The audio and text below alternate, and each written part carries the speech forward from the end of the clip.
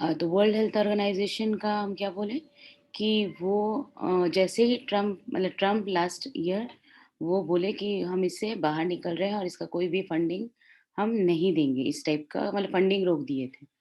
और इस समय क्या कि वो विथड्रॉ कर लिए और जो भी हम लोग ये देखे कि बिडेन बहुत सारा काम में फिर से वो वापस गए, जो भी वो विथड्रॉ कर लिए थे, जो भी ट्रीटीज़ थे, तो उसमें धीरे-धीरे वापस गए। तो इसमें एक वर्ल्ड हेल्थ ऑर्गेनाइजेशन भी इसमें एक मुद्दा बनता है कि इसमें भी बिडेन बोले कि हम मतलब वापस जाएँगे और कन्फर्म किए कि जो 200 मिलियन का जो वो लोग मतलब ऑब्लिगेशन है कि जो भी मेंबर कंट्रीज़ होते हैं।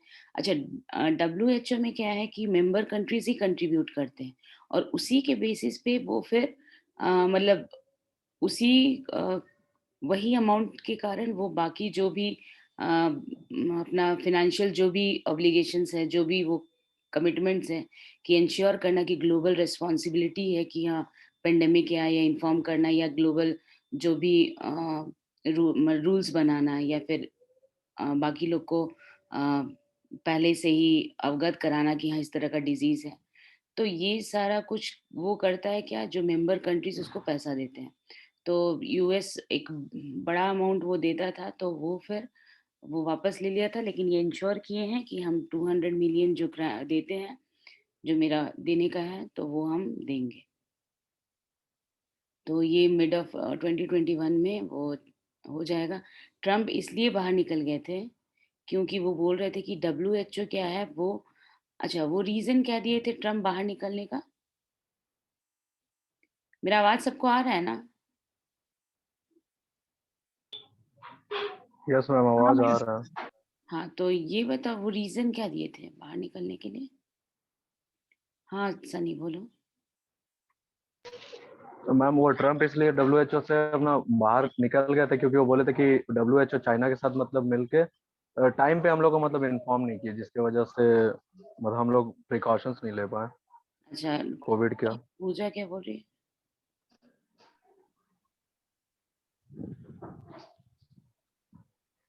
पूजा,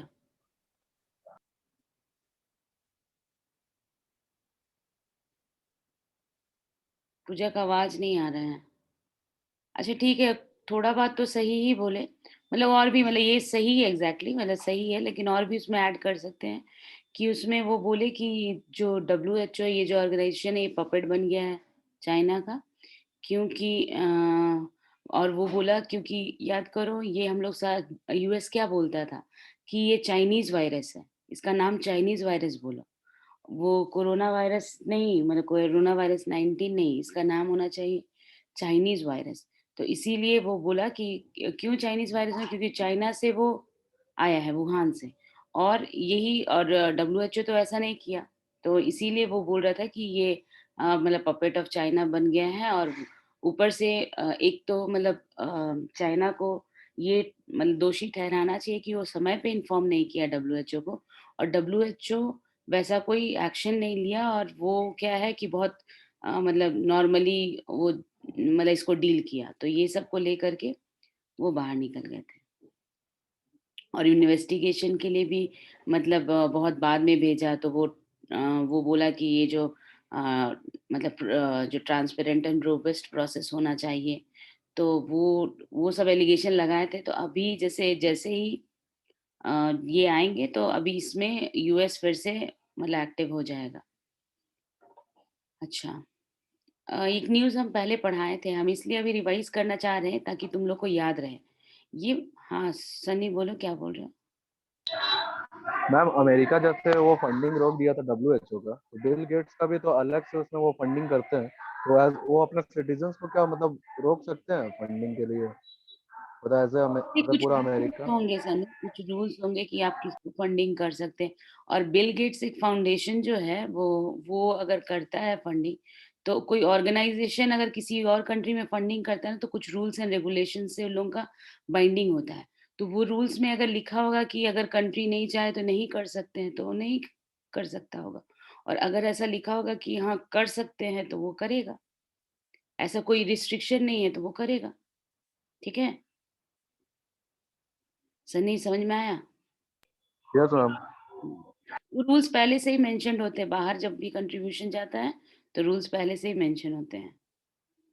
ओके, हाँ, हम जो पूछ रहे थे कि पैलेस्टीन को लेकर के कुछ न्यूज़ था कि जो बिडेन का क्या स्टैंस रहेगा पैलेस्टीन और इज़राइल के मुद्दे पे?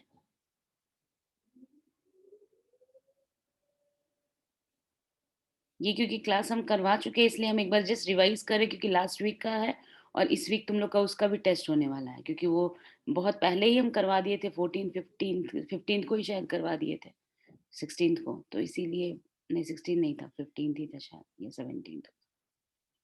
किसी को याद नहीं है?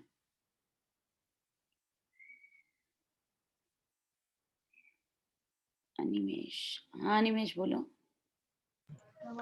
वो पैलेस्टीन को रिकॉग्नाइज करेंगे और जेरूसलम को उसका पार्ट बोलेंगे शायद। बोले क्या? बाकी और कोई ट्राई करोगे? अच्छा, हम बोल दे रहे हैं, ऐसा बिल्कुल क्लेरिफ़ाई नहीं किए थे।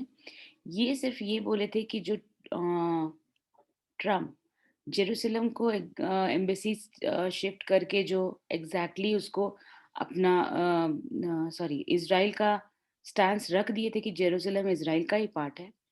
तो वो ये बोले कि नहीं हम टू नेशन थ्योरी में बिलीव करते हैं, जो बिडेन बोले। जैसे पहले था कि टू नेशन थ्योरी रहेगा और वो दोनों में मतलब हार्मोनी के लिए इज़राइल और पैलेस्टीन मतलब उस एरिया में हार्मोनी के लिए ये ज़रूरी है कि ये दोनों को रिज़ॉल्व किया जाए और पैलेस्टीनियन को भी मतलब उसका कंट्री मिलेगा। हाँ, इज़राइल एज़ अ वो मिलेगा डिस्प्यूट मतलब खत्म मतलब डिस्प्यूट सेटलमेंट होगा मतलब टू नेशन वहाँ बनेगा। यहाँ अभी क्या है और ऊपर से ये बोले कि जो वेस्ट बैंक में जो बना रहा है सेटलमेंट्स, फिर जो इतना ह्यूमन राइट्स वायलेशन कर रहा है, तो ये सब को लेकर के वो कुछ क्लियर स्टैंस नहीं दिए, खाली टू नेशन थ्योरी का बात बोले तो यही बात उठा था कि वो टू नेशन थ्योरी तो बोल तो रहे हैं, लेकिन ये सब के मामले में वो क्या करेंगे, सेटलमेंट्स के बारे में क्या करेंगे? फिर जो जेरूसलम ऑलरेडी हाँ, ये क्लियर किए हैं मतलब ब्लिंकन जो अ सेक्रेटरी है, वो ये क्लियर किए कि जो तेल अवीव से एम्बेसी जो जेरूसलम शिफ्ट हो गया था, उसको वापस लाने के लिए पॉलिटिकली और प्रैक्टिकली कुछ भी मतलब फ़ायदेमंद नहीं दिखता है। तो इसीलिए वो एम्बेसी शिफ्ट नहीं करेंगे, लेकिन हाँ, वेस्ट बैंक और ये जो पूरा जेरूसलम जो इज़राइल का वो घोषित कर दिए, ये सब में वो बात करेंगे और टू नेशन वहाँ पे एस्टेब्लिश होगा। जो आर्बिट्रेशन पहले से ही चले आ रहा था कि यूएस मतलब ये पैलेस्टीन और इसराइल के मामले में आर्बिट्रेशन का काम करेगा, तो ये बोले कि हाँ करेगा, लेकिन उसका स्टेप्स नहीं बताए कैसे, कब, क्या करेगा। क्योंकि ये हमेशा यूएस पे आरोप लगता है कि यूएस का जो भी पॉलिसीज़ होता है, वो इज़राइल में बनता है, नेतन्याहू के साथ बनता है, वॉशिंगटन में नहीं, तेल अवीव में बनता है, मतलब जेरूसलम में बनता है। तो ये आरोप लगा हुआ था। और क्या यहाँ पे और एक बात है कि वो गोलन हाइट्स जो सीरिया का पार्ट है, वो जो 1967 का वॉर में इज़राइल ले लिया था, उसको अ, वो बोले हैं हाँ ठीक है, वो अपहेल्ड किए हैं कि ठीक है ये इज़राइल का ही पार्ट रहेगा, ठीक है? तो ये आर्टिकल ऑलरेडी हम डिस्कस कर दिए, हम तुम लोग को जस्ट याद दिला रहे हैं एग्ज़ैक्टली वही सारा बात लिखा हुआ है। और हाँ, और एक बात क्या था कि ट्रम्प क्या पैलेस्टीनियन जो भी रिफ्यूजीज़ है पैलेस्टीनियन रिफ्यूजीज़ उन लोगों के लिए ना ये यूएस एक फंडिंग देता था, वो है $360 मिलियन का एनुअल फंडिंग रहता था। ये है United Nations relief and work agency मतलब वो एग्ज़ैक्टली पैलेस्टीनियन रिफ्यूजीज़ को ही डील करने के लिए था, ठीक है?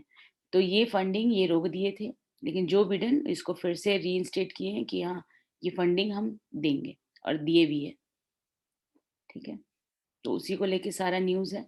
ये वाला हम और डिस्कस कर लिए लेकिन फिर भी तुम लोग करोगे, मतलब पढ़ लोगे। अच्छा, प्रेसिडेंट का वो चल रहा था इम्पीचमेंट, तो अच्छा इम्पीचमेंट फिर से हम रिवाइज़्ड क्वेश्चन पूछ रहे हैं ताकि तुम लोग को याद हो जाए। अच्छा, ट्रम्प का जो इम्पीचमेंट है, इसका प्रोसेस हमको कोई बताओ।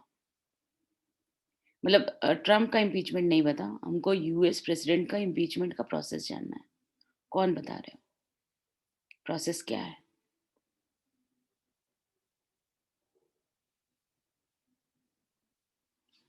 ओनली अनिमेश, बाकी लोग? अच्छा, अनिमेश भी बोले होप ही छोड़ दिए। अच्छा, सना भी है। हाँ सना बोलो।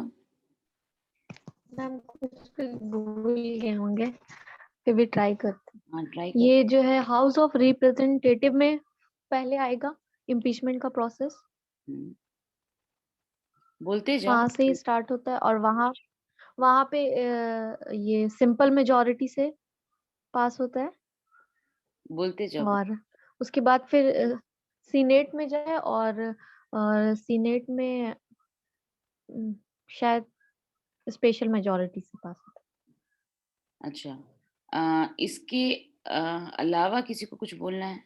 और या तो ये सही बोली गलत बोली कुछ अच्छा अनिमेश बोलो। 2/3 in Senate. 2/3 इन सीनेट, और बाकी सब सही बोली है।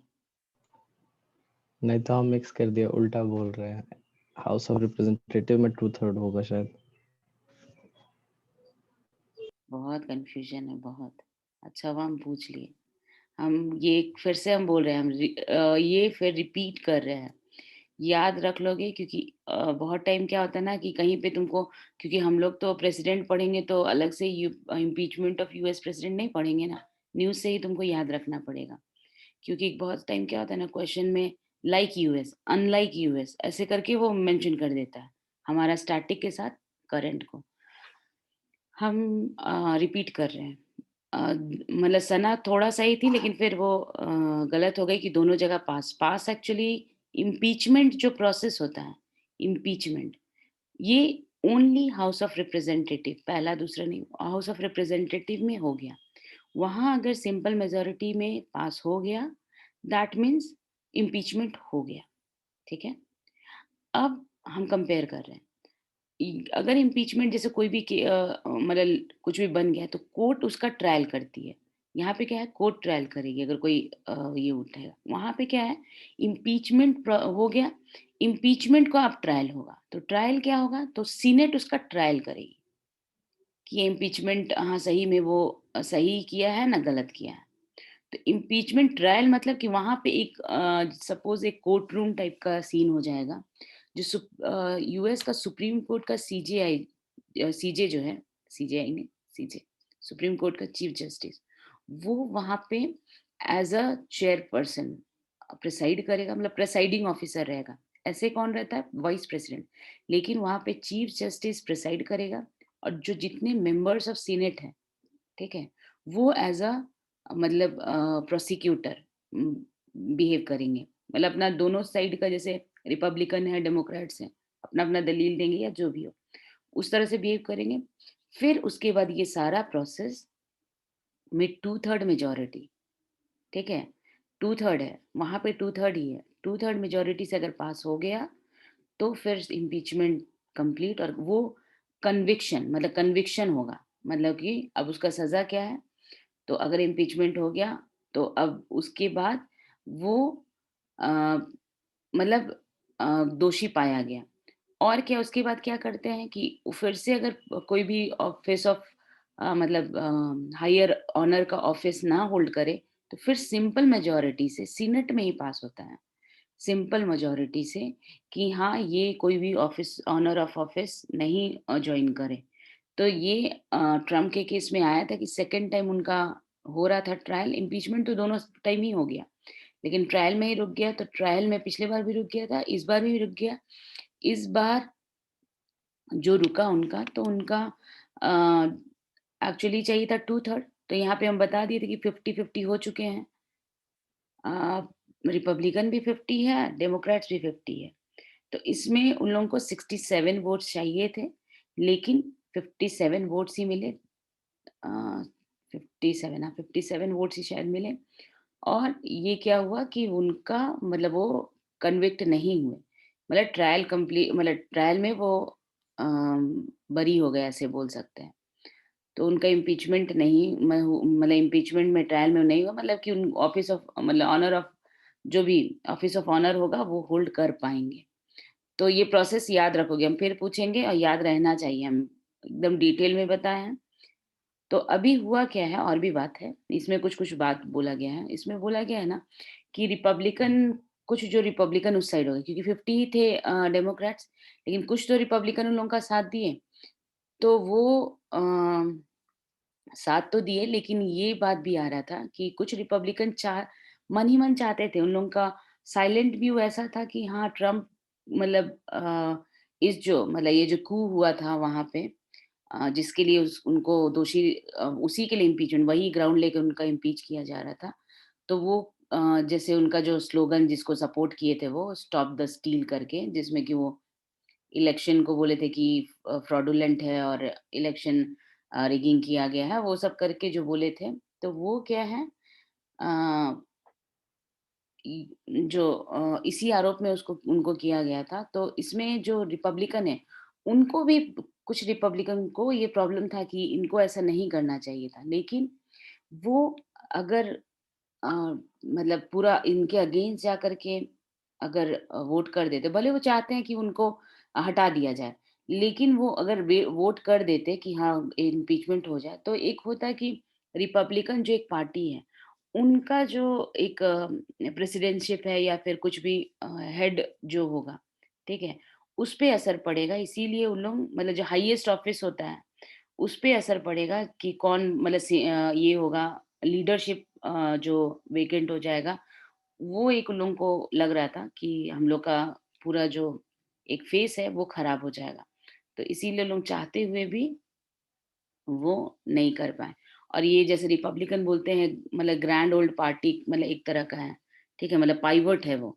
तो इसीलिए वो फिर ये कर दिए मतलब कि अ, नहीं वोट किए मतलब कुछ लोग गए उस साइड लेकिन और रिपब्लिकन चाहते हुए भी नहीं साथ दिए। फिर ये भी बोल रहे हैं कि जब नेक्स्ट 2024 में इलेक्शन होगा तो उस समय देखा जाएगा कि रिपब्लिकन हो सकता है जो ट्रम्प सेंट्रिक जो भी व्यू होगा तो वहाँ पोलराइजेशन होगा क्योंकि कुछ लोग ट्रम्प को अगर ट्रम्प रहता है तो ट्रम्प को करते हैं फेवर और कुछ लोग ज़रूर होगा जो ट्रम्प को फेवर नहीं करेंगे। तो ये सारा उसका था, ठीक है? अच्छा इम्पीचमेंट प्रोसेस याद रखोगे। अच्छा फिर हम क्वेश्चन पूछ रहे हैं, एक आया था कि सऊदी अरेबिया, यमन हम फिर पूछा जाए। हम बार-बार ये क्वेश्चंस पूछते हैं, ठीक है? यमन में किसका-किसका वॉर चल रहा है? हमको वॉर जानना है, फिर उसके बाद प्रॉक्सी वॉर जानना है।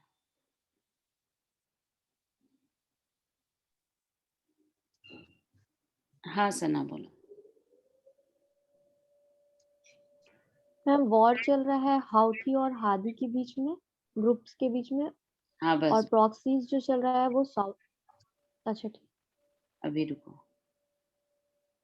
अभिषेक कुछ बोल रहे हो क्या? अभिषेक? मैम यही हादी और हम बता रहे थे। हाँ, ठीक है, तुम प्रॉक्सी बता दो। प्रॉक्सी रसिया और दूसरा हम भूल गए, एक ही याद रह गया, रशिया है एक तरफ से और सेकंड वाला भूल गया। अच्छा अभिषेक ध्यान देना। अतुफा बोलो। Saudi and Iran. Saudi and Iran. Abhishek जो तुम रशिया बोल रहे हो ना वो सीरिया वाला केस में बोल रहे होगे। रशिया एंड यूएस था उस समय, हाँ ठीक है? भले इसमें रशिया हाँ साथ दे रहा है लेकिन ईरान यहाँ पे प्रॉक्सी में आगे है। मतलब ईरान और सऊदी। तो एंडलेस वॉर वही बोला है कि येमेन देखा जाए तो ह्यूमन राइट वायलेशन का सबसे बड़ा एक मतलब प्लेस बन गया है। तो इसीलिए जो बिडेन इस बार डिसाइड कर लिए थे कि जो बोले कि यूएस जो सपोर्ट है मतलब यूएस जो सपोर्ट दे रहा है सऊदी अरेबिया के यमन वॉर में वो हम वापस ले रहे हैं मतलब एंड कर रहे हैं।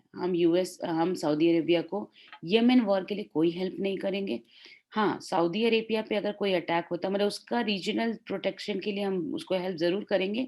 लेकिन वहाँ जो वेस्ट एशिया में जो वॉर्स चल रहे हैं, उसको हम स्टेबलाइज़ करने का कोशिश करेंगे और येमेन वॉर में अब सऊदी अरेबिया का हम साथ नहीं देंगे। तो यही एंडलेस वॉर करके वो था। अच्छा, ये हम लोग अच्छा अभी और एक न्यूज़ आया है क्या कि एक रॉकेट स्ट्राइक हुआ है यूएस बेस पे इराक, जो इराक में है। तो वहाँ पे जो अटैक हुआ है, वहाँ पे इराक में एक तरफ है यूएस लेड फोर्स, ठीक है? और जिसमें और उसमें क्या है कि उसमें जो इराकी रिबेलियस है और खुर्दिस अलाइज है एक साइड। यूएस, इराक में जो रिबेलियस ग्रुप है वो, और खुर्दी, हम फिर से लिख रहे हैं कौन कौन है एक साइड। हम यहाँ पे किसका बात कर रहे हैं? इराक का। तो एक साइड कौन है? US plus Iraqi rebellious plus Khurd. दूसरा साइड कौन है? तो दूसरा साइड है ईरान लेड मिलिशिया। तो मिलिशिया क्या, कॉमन जो भी मतलब एक्चुअली ये लोग मिलिट्री नहीं है, बस एक कॉमन काम कर। अच्छा, मिलिशिया का मतलब किसी को पता है मिलिशिया क्या होता है?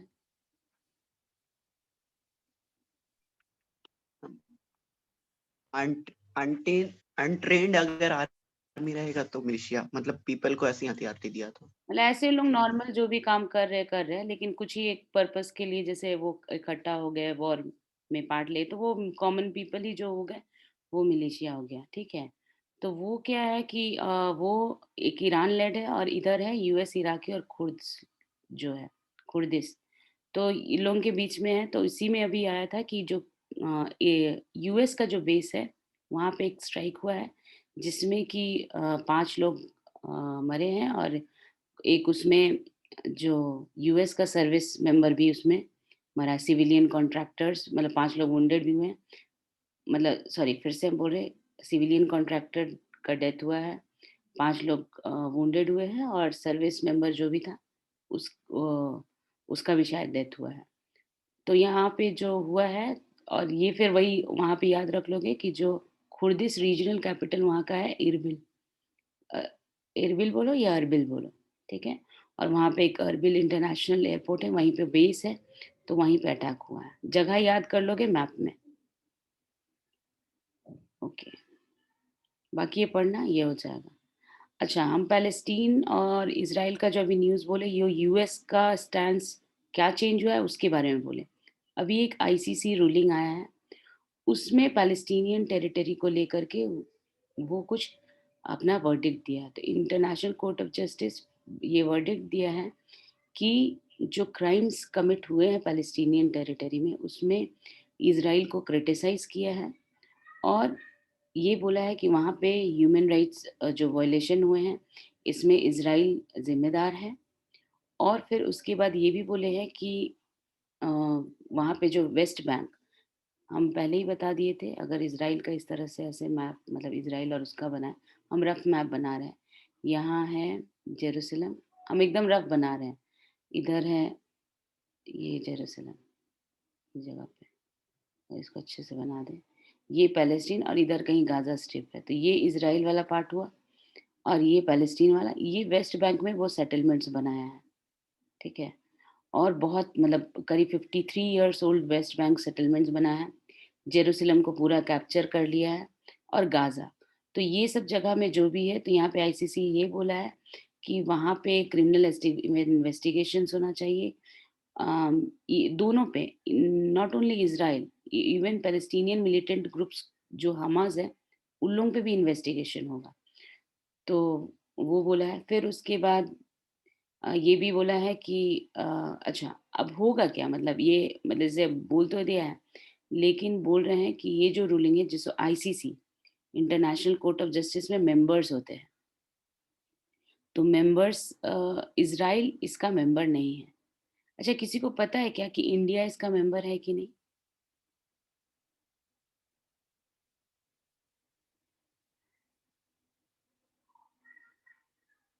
कोई भी?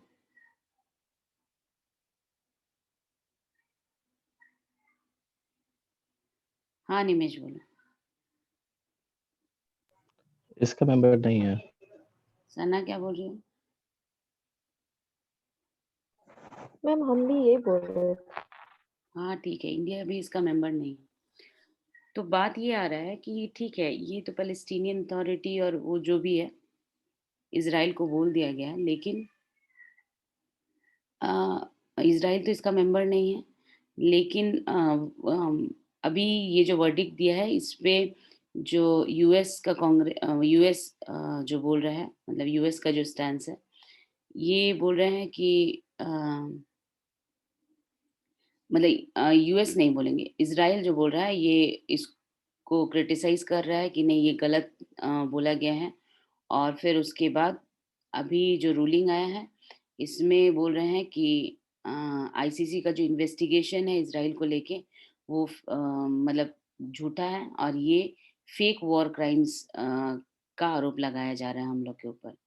फिर उसके बाद वो ये बोल रहा है कि जैसे नाज़ी लोग जब होलोकॉस्ट किया था, तो उस समय मतलब ज्यूइश पीपल को जो टारगेट किया था, उस समय मतलब ये इस तरह का इन्वेस्टिगेशन तो नहीं किया था। प्लस उसके बाद अभी जो ज्यूइश पीपल और जो ईरान और सीरिया में जो एट्रोसिटीज़ ऑलमोस्ट डेलीज़ हो रहा है, उसका तो इन्वेस्टिगेशन नहीं कर रहा है। तो ये और यूएस भी यही मतलब आईसीसी का जो डिसीजन है उसको ऑब्जेक्ट किया है। लेकिन पैलेस्टीनियन अथॉरिटी जो है इसको वेलकम की है। बोली है कि हाँ, ये हिस्टोरिक डे है ये पैलेस्टीनियन के लिए। मतलब Palestinian home foreign affairs minister जो है रियाद अल मलिकी ये बोले हैं कि ये हिस्टोरिक डे है फ़लस्तीन के लिए, कि आखिर में सब चीज़ से ऊपर मतलब लॉ है, मतलब लेकिन पहले क्या था, इज़राइल लॉ से भी ऊपर था। तो अब आगे क्या होगा, तो यही होगा कि स्ट्रिक्ट जो भी है डिसीजन लिया गया है, तो जो भी इस इन्वेस्टिगेशन होगा और जो भी इसके जैसे हमास हुए, इज़राइल जो फोर्सेस हुए, वो प्रोसिक्यूट किए जाएँगे वॉर क्राइम्स को लेकर के। तो ये पढ़ना आगे। अब हाँ, इसमें एक जियोपॉलिटिक्स के लिए मतलब इंटरनेशनली अच्छा, और भी इसमें कुछ-कुछ बात है, हम बोल ही दे रहे हैं। इसमें बोला गया है कि जो मतलब इन्वेस्टिगेशन हुए होगा, और इसमें क्या बोला है कि एक खान करके कोई है जो कि पहले भी बहुत जगह में वो एट्रोसिटीज़ किए हैं। मतलब क्या है कि एक खान है जो कि United nation investigation special investigative team है।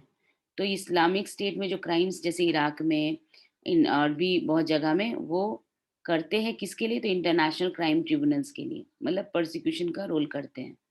तो ये बोल रहे हैं कि पहले भी ये किए हैं, जैसे कि अर्जेंटीना, गाम्बिया, ये जो अलाइज़ है पहले भी इस तरह का वो किए हैं, और ऊपर से जो अभी है वो कर रहे मतलब करेंगे वो पैलेस्टीनियन टेरिटरी में जो हुआ है। अच्छा, बाकी पढ़ना समझ में आ जाएगा। और क्या है, अब इंडिया का स्टैंस, तो इंडिया क्या है ना, अच्छा पूछेंगे हम। बता तो दिए इंडिया आईसीसी का पार्ट नहीं है। अच्छा, इंडिया का जो अच्छा रिलेशन है, कौन-सा कंट्री के साथ है? पैलेस्टीन के साथ है या फिर इज़राइल के साथ है? हाँ, निमिष बोलो। इजराइल। किसके साथ? इजराइल। इज़राइल। बाकी कुछ और बोलना है क्या?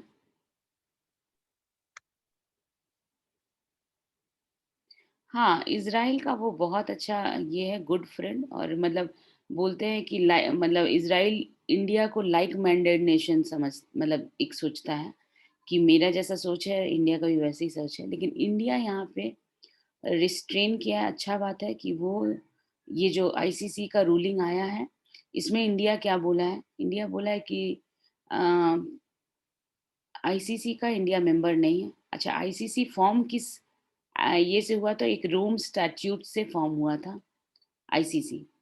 तो बोला कि हम इंडिया आईसीसी का मेंबर नहीं है, इसीलिए जो आईसीसी का जो भी रूलिंग आया है, इसमें मतलब मेरा कोई कमेंट करने का मतलब कोई कमेंट मेरा नहीं है। जो भी रूलिंग आया, जो भी डिसीजन आया है, हम उस पे कोई कमेंट नहीं करेंगे।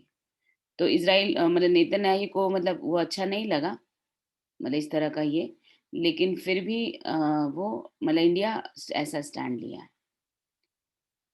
अच्छा, आगे एक न्यूज़ है बस ऐसे ऐसे पॉइंट ऑफ व्यू या विमेन के बारे में मतलब विमेन का एक मतलब उन लोगों का राइट को लेके बहुत जगह वायलेशंस होते हैं तो उसको लेके न्यूज़ मतलब उसका एक माइंडसेट देने के लिए कि इस तरह से भी होता है ये इसमें आर्टिकल है इसमें क्या हुआ है हम जस्ट एक उसका स्टोरी बता दे रहे हैं कि इसमें एक प्रिंसेस लतीफ़ा है जो दुबई का बहुत मतलब बिलियनर रूलर है शेख मोहम्मद बिन रशीद अल मखतूम ठीक है उनकी बेटी है और उनकी जो अच्छा ये जो रूलर्स लोग होते हैं तो इनकी बहुत सारी वाइफ्स होती है ऑफिशियली अनऑफिशियली तो ये सेकंड मतलब सेकंड ऑफिशियल ऑफिशियल वाइफ की बेटी है और ये क्या है ना कि इस ये क्या हुआ था कि ये आरोप लगाई है कि उसको अपने ही घर में जो विला है उसको जेल में कन्वर्ट कर दिया गया है और उसको अकेले बंद करके रखा गया है और ये एक वीडियो वो बाथरूम से शेयर की है जिसमें कि वो बोली है कि हमको यहाँ पे 2018 से यहाँ बंद करके रखा गया है और ऊपर से बोला जा रहा है कि उसको कोई भी जैसे मतलब हेल्थ प्रॉब्लम भी है तो उसके लिए कोई एड नहीं दिया जा रहा है और फिर उसके बाद उसको ट्रैंकुलाइज किया जा रहा है तो ये सब आरोप लगाई है अब आते हैं कि अब वही इसकी मम्मी मतलब मदर का तो नाम बोल ही दिए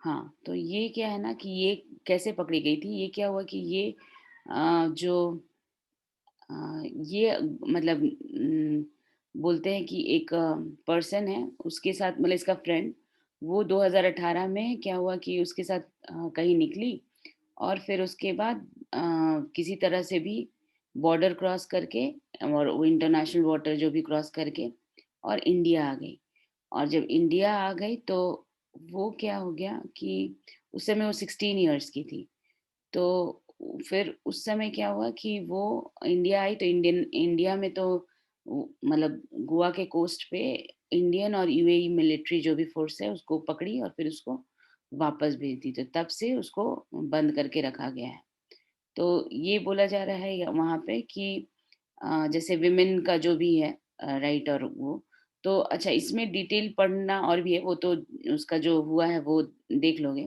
और क्या इम्पोर्टेंट यहाँ पे है कि अब यूएई यूएई क्या है यूनाइटेड क्या है यूनाइटेड उसका full form Arab Emirates. Emirates तो उसमें 7 एमिरेट्स को मिला करके वो किया उसको बनाया गया है तो उसमें कौन है अबू धाबी है शारजा है आजमान है अल कुआम है फुजैरा है और रस अल कैमा है तो ये इम्पोर्टेंट हो गया ये कॉन्स्टिट्यूशनल फेडरेशन है एक कंट्री और ये एक यूएई फेडरेशन जहाँ भी रहेगा वहाँ कॉन्स्टिट्यूशन रहेगा तो यूएई से कॉन्स्टिट्यूशन से बंधे हुए हैं तो उसी में से जो एक है कौन सा ये रसीद अल मखतूम जो है वन ऑफ दी उसी में से फेडरेशन का वो रूलर है तो ये बाकी पढ़ लेना ये एक इम्पॉर्टेंट पार्ट हुआ और इसका सारा ये देख लेना ये एक इम्पॉर्टेंट पार्ट ठीक है आगे अच्छा हम बोले थे कि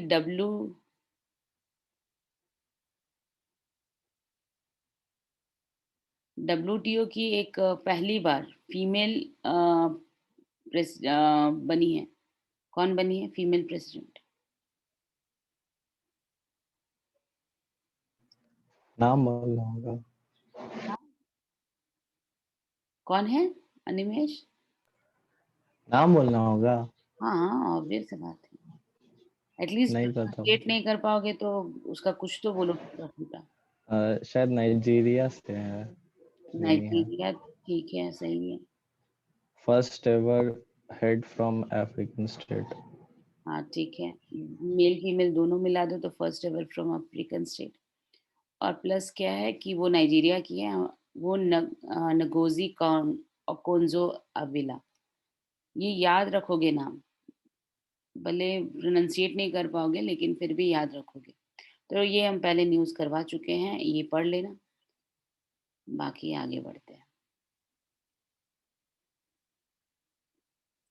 अच्छा, श्रीलंका में क्राइसिस है, तो क्या हुआ है ना कि श्रीलंका में एक मतलब वहाँ पे जो पहले ही, बहुत पहले ही वहाँ पे हम बोले थे कि क्राइम्स हुआ था। मतलब क्या है कि सिंघला मतलब जो तमिल लोग थे वहाँ पे, उन लोगों पे जो वहाँ का जो सिंगला वो लोग हैं, तो उस समय वॉर हुआ, मतलब उन लोगों पे बहुत सारा, मतलब उन लोगों का पूरा जगह को ही जला दिया गया था, जिसमें बहुत लोग को पकड़ लिया गया था, जिनका कोई अता पता नहीं है। जो और ऊपर से क्या है कि उन लोगों का जो एरिया है, बहुत लोग गायब हो गए, ये भी पता नहीं है कि कहाँ पे हैं।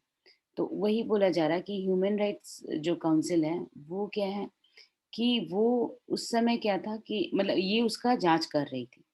तो वहाँ पे जाँच तो कर रही थी, तो उसका जो सेकंड सेशन होने वाला था, ये अभी जो 22 फरवरी से होने वाला था, अभी हो रहा ही होगा। उस समय ये बोला जा रहा था कि उसका काम क्या है कि वो टेस्ट करे कि यहाँ पे जो भी वल्नरेबल श्रीलंकन्स हैं, उन लोगों पे जो भी एट्रोसिटीज़ हुआ, उन लोगों का प्रोटेक्शन इंश्योर करे, और जो भी इंटरनेशनल लॉ है, जो इसके अगेंस्ट में लगता है, जो इन लोग किए हैं, उन लोगों को अकाउंटेबल ये करके, और उन लोगों को मतलब देखा जाए तो उन लोगों को पनिश करे, यही बोल सकते हैं।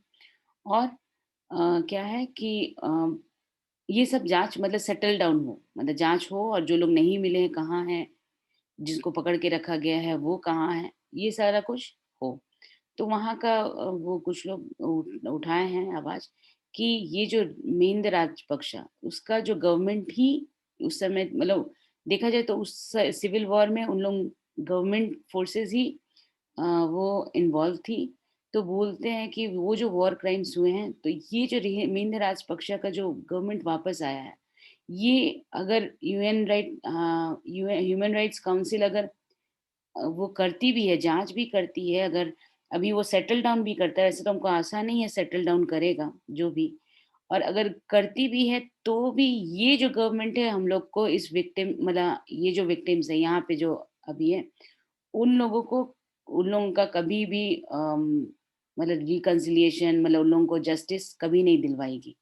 तो उसी को लेकर के ये न्यूज़ है। अच्छा है वो ये पढ़ लेना कि, लेकिन वो महिंदा राजपक्षा का गवर्नमेंट ये बोली थी कि हाँ, वो रिज़ॉल्यूशन ह्यूमन राइट्स काउंसिल का वो जो भी है, वो सेटल डाउन होगा। ये पहले से ही चले आ रहा है, तो ये पढ़ लेना।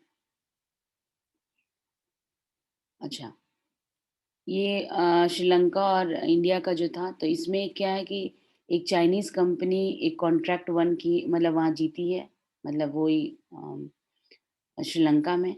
तो किस चीज़ का है, तो रिन्यूएबल एनर्जी सिस्टम लगाने के लिए वहाँ पे जो जाफना पेनिनसुला है, वहाँ पे 3 स्मॉल आइलैंड्स हैं, वहीं पे वो रिन्यूएबल एनर्जी सिस्टम लगाएगी, जिस नॉर्दर्न पेनिनसुला, ठीक है, नॉर्दर्न, मतलब नॉर्दर्न श्रीलंका में। और वहाँ पे जो इंडिया उसका जो पार्ट बनेगी, तो इंडिया वहाँ पे $12 मिलियन का वो ग्रांट देने वाला है, ठीक है। तो वहाँ पे जो अभी इंडिया जो प्रपोज किया है कि हम वहाँ पे ग्रांट देंगे वो डेवलप करने के लिए, तो जो ये बोला है कि ठीक है, ये तो अच्छा बात है कि वो जो एशियन डेवलपमेंट बैंक जो लोन देती है एशियन कंट्रीज को डेवलपमेंट के लिए, उसका ट्रेजरी पे कम इफेक्ट पड़ेगा अगर इंडिया ग्रांट दे देता है तो। लेकिन क्या है ना कि ये जो एनर्जी सिस्टम जहाँ पे लगाया जाएगा, ये है नैना तीवू, नेदुन थीवू और अनल तीवू, ठीक है। वो पाक बे में सिचुएटेड है, जो कि सिर्फ 50 किलोमीटर तमिलनाडु से है। तो इसमें जो नॉर्दर्न तमिलनाडु जो पॉलिटिकल पार्टीज हैं, और जो भी तमिल पीपल्स हैं, तमिल इंडिया जो भी है, उन लोग ये इसको बहुत अपोज कर रहे हैं, बोल रहे हैं कि ये जो पाक बे जो 50 किलोमीटर तमिलनाडु से है, तो चाइनीज इन्वॉल्वमेंट जो इस प्रोजेक्ट में है, तो ये इंडिया का सिक्योरिटी के लिए बहुत बड़ा थ्रेट है। तो इसीलिए उस पे बहुत क्रिटिसाइज़ कर रहे हैं, और वो बोल रहे हैं कि इंडिया को ऐसा प्रपोज़ल मतलब नहीं देना चाहिए, मतलब अब क्लीयरेंस का ये आएगा कि क्या क्लीयरेंस मिल पाएगा, तो ये है। और हम लोग देखें ही कि इंडिया को अभी क्या है, जापान और इंडिया दोनों को ही ईस्ट कंटेनर टर्मिनल जो डेवलप करने का कोलंबो पोर्ट में था, तो उस समय वो उसको मतलब रिजेक्ट कर दिया गया, तो अब ये सोच रहा है कि हो सकता है कि वो उसको फिर से वो करे, कैबिनेट ऐसा डिसीजन ले कि हाँ इसको दे दिया जाए, तो इसीलिए ये आया है। आगे हम ये पढ़ा चुके हैं, इसलिए हम क्वेश्चन जस्ट पूछ रहे हैं। इंडिया और श्रीलंका का एक ट्रीटी था जिससे को इंडिया यूनिलैटरली उससे बाहर निकल गया था, तो इससे वो ट्रीटी क्या था ये हमको जानना है।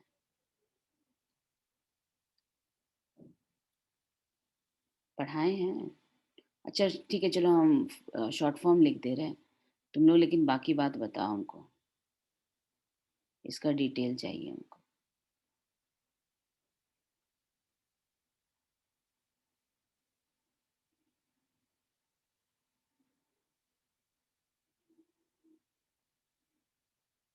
कोई नहीं, किसी को याद नहीं है?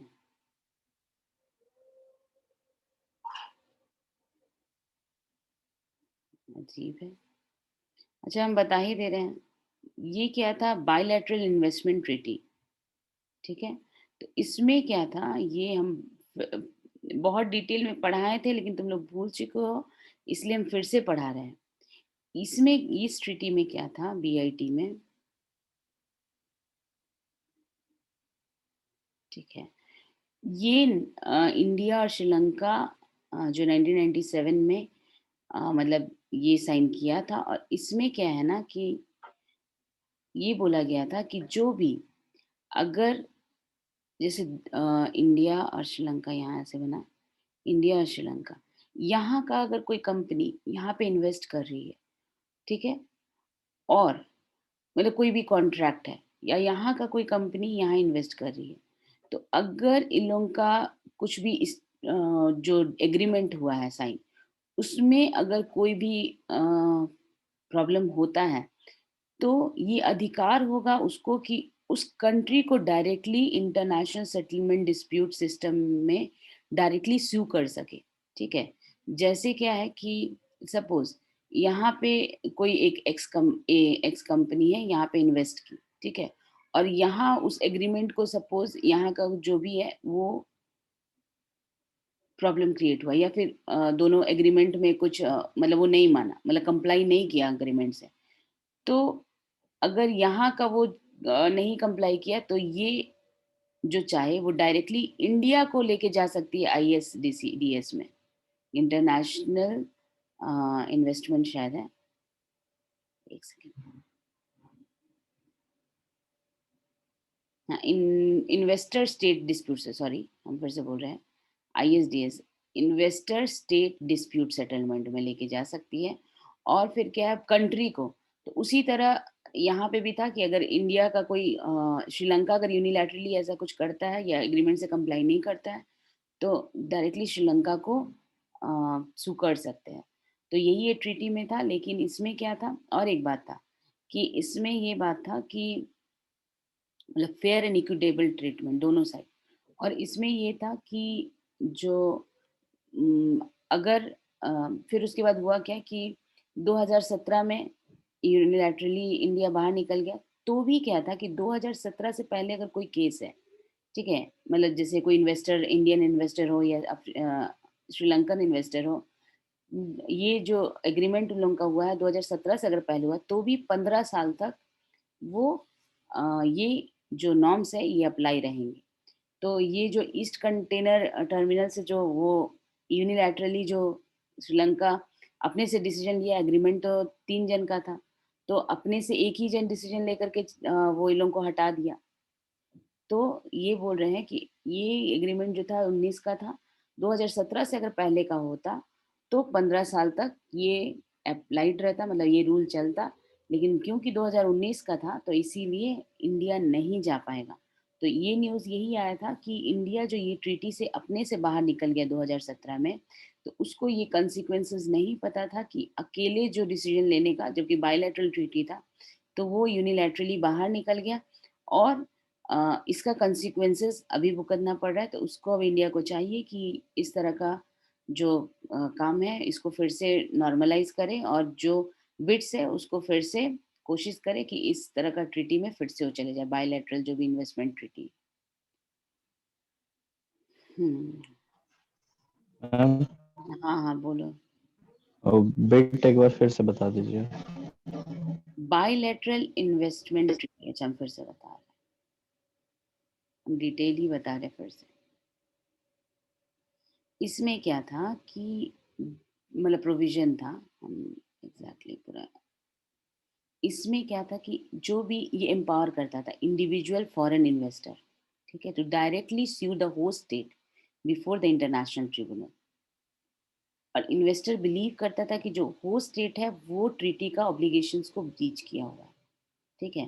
तो ये था investment investor state dispute settlement, ठीक है। ये था इस ट्रीटी में मेन क्या था, इसके तहत ये इंटरनेशनल ट्रिब्यूनल में जा सकता है, जो भी इंटरनेशनल ट्रिब्यूनल हो, ठीक है।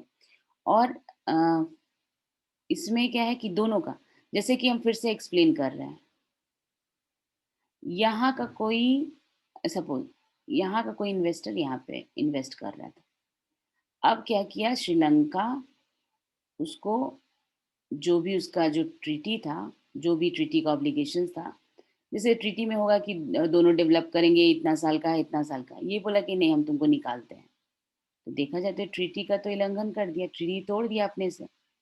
तो बिट्स के अकॉर्डिंगली क्या नॉर्म्स था कि बिट्स में अगर यूनिलैटरली ये तोड़ा या फिर कोई भी ट्रीटी का कोई भी नॉर्म्स को अकेले तोड़ दिया, अकेले या फिर उसका कोई भी कंप्लाई नहीं किया, तो बिट्स क्योंकि साइन किए हैं, तो ये जो यहाँ का जो इन्वेस्टर यहाँ किया डायरेक्टली कंपनी को नहीं या कुछ को नहीं, ये सीधा श्रीलंका को सू कर सकता है कि श्रीलंका मेरे साथ धोखाधड़ी किया है, ठीक है।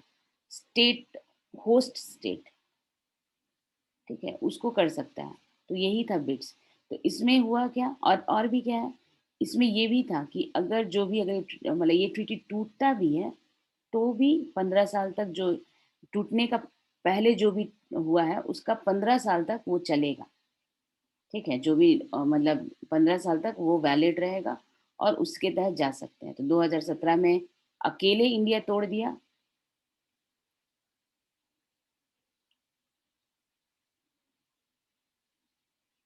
टर्मिनेटेड द इंडिया श्रीलंका 2017, ठीक है।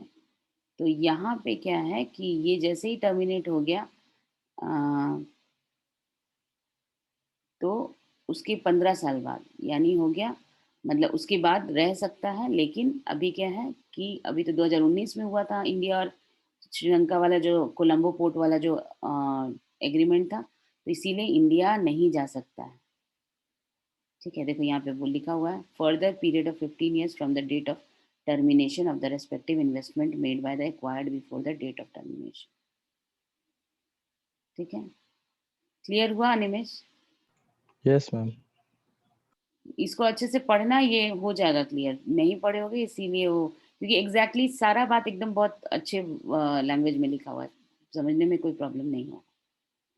ओके आगे एक आया, ये बहुत अजीब सा बात है, विमेन से रिलेटेड ही है। अभी क्या हुआ है कि नेपाल में एक बिल प्रपोज हुआ है, किस लिए, मतलब ये भी मतलब अजीब अजीब सा आता है न्यूज़।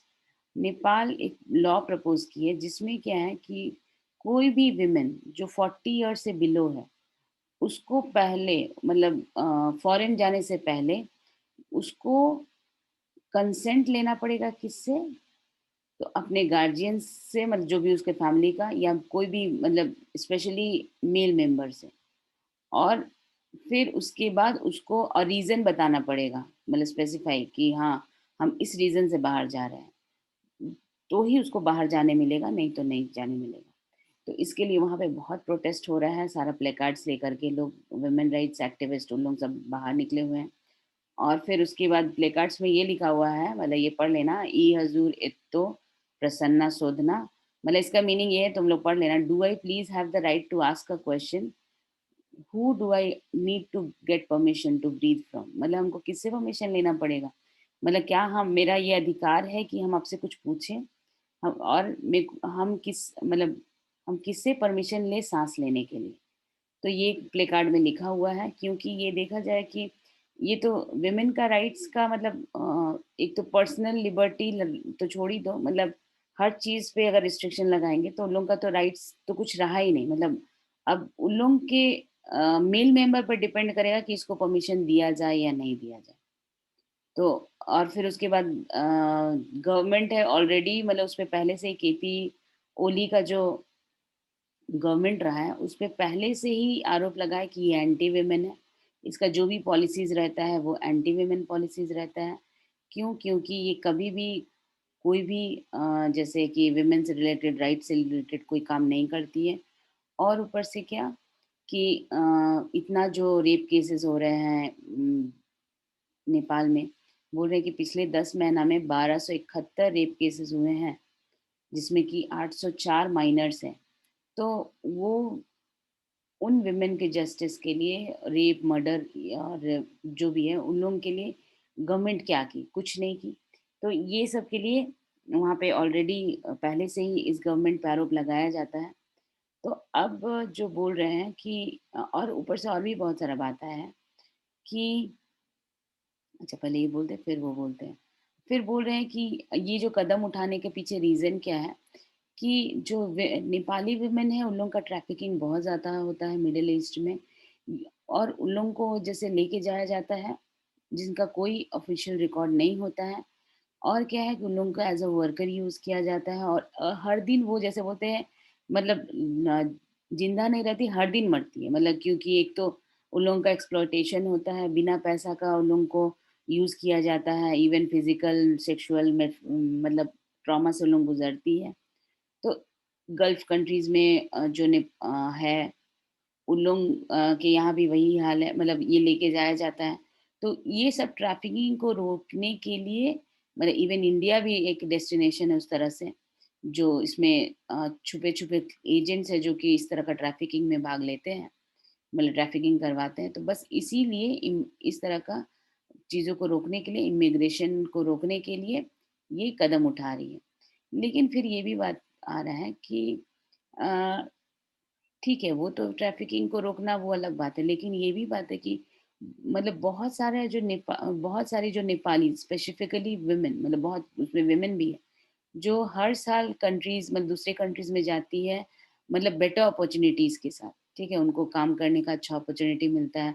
और इससे क्या है कि नेपाल गवर्नमेंट का जो जीडीपी है, उसमें बहुत बड़ा जो फॉरेन रिज़र्व आता है, उन लोगों के कारण ही होता है, उन लोगों का कंट्रीब्यूशन। बोलते हैं कि नियरली 1/3 ऑफ जीडीपी उन लोगों का कंट्रीब्यूशन रहता है। तो अब गवर्नमेंट के लिए एक जो और भी है कि गवर्नमेंट के पास जो एक सर्टिफिकेट मिला हुआ है कि वो जो एंटी वुमेन है, तो वो जो लॉ बनाई है उसको ये ज़रूरी है कि वो उसको सर्टिफ़ाई करे कि ये अच्छा, मतलब सोच से, मतलब बोनाफाइड थॉट से ये बनाया जा रहा है। मतलब इसलिए नहीं कि वुमेन को मतलब कैप्चर, मतलब मतलब उन लोगों का जो राइट्स है उसको ब्रीच करने के लिए। तो ये और भी बात आ रहा है कि अगर गवर्नमेंट सही में वुमेन का भला चाहती, तो क्या है कि वुमेन जो जैसे हमारे पार्लियामेंट में क्वेश्चन पूछेंगे, हमारे पार्लियामेंट में वुमेन को कितना रिजर्वेशन है? सब पढ़े हो पार्लियामेंट में या फिर स्टेट लेजिस्लेचर में? हाँ पूजा।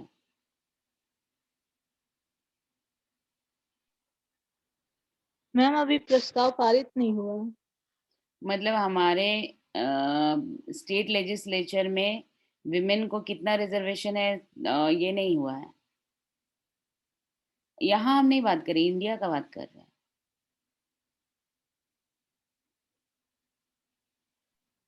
यस मैम, अभी तो मतलब अटक गया था ना राज्यसभा में बिल, किस चीज का बिल पूजा? रिजर्वेशन का 33% वाला।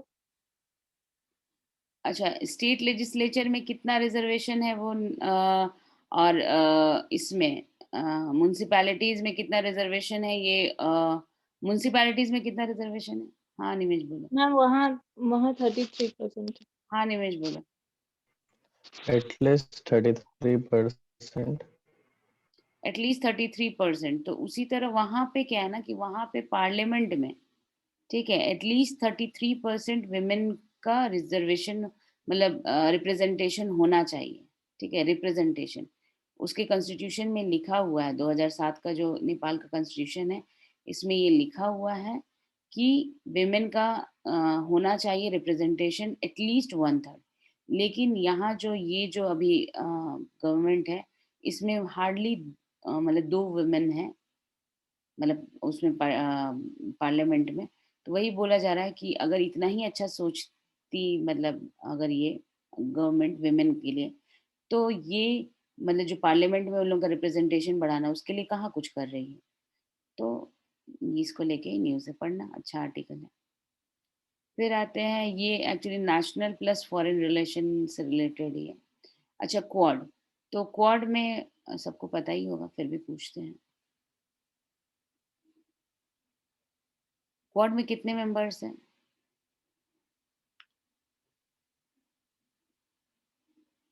हाँ, अच्छा अच्छा, आकांक्षा नहीं, यहाँ तो ठीक है। हाँ, तूफा बोलो। 4 है। कौन कौन? ऑस्ट्रेलिया, जापान, यूएस और इंडिया। अच्छा, ठीक है। तो हाँ, सही है, यू क्वाड में वही है।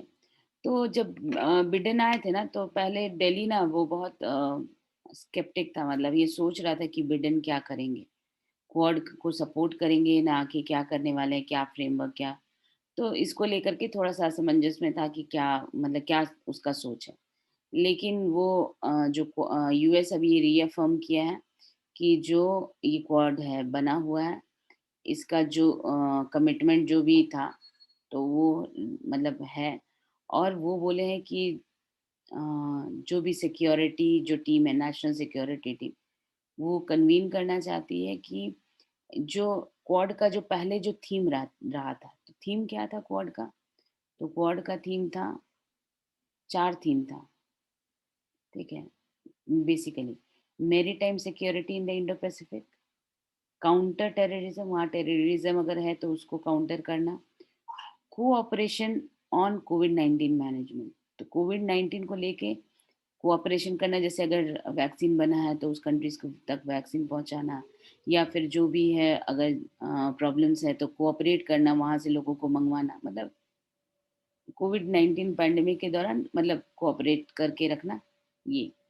फिर उसके बाद सप्लाई चेन रिजिलियंस, जो सप्लाई चेन है वो ना टूटे, मतलब आपस में कंट्रीज में जो भी मतलब जिस चीज़ का भी है, अगर कोई प्रॉब्लम है तो उसको काउंटर करके उस पे, मतलब जैसे कि कैसे, जैसे जापान से कोई चीज़ आ रहा है ऑस्ट्रेलिया, मतलब सॉरी इंडिया आने वाला है, तो यहाँ पे क्या है कि अ, सारा जैसे यहाँ पे अगर कोई हेल्प मिल सके तो ये, मतलब चारों को हेल्प करके रखना है, मतलब उस तरह से वो इसको अगर देखेंगे तो, ठीक है, मतलब सपोर्ट करना। प्लस उसके बाद क्या है, एक नया एलिमेंट इसमें जोड़े हैं कि support the rule of law, वहाँ पे जो रूल ऑफ लॉ होना चाहिए, डेमोक्रेटिक रिस्टोरेशन इन म्यांमार, ये भी अभी ऐड किए हैं।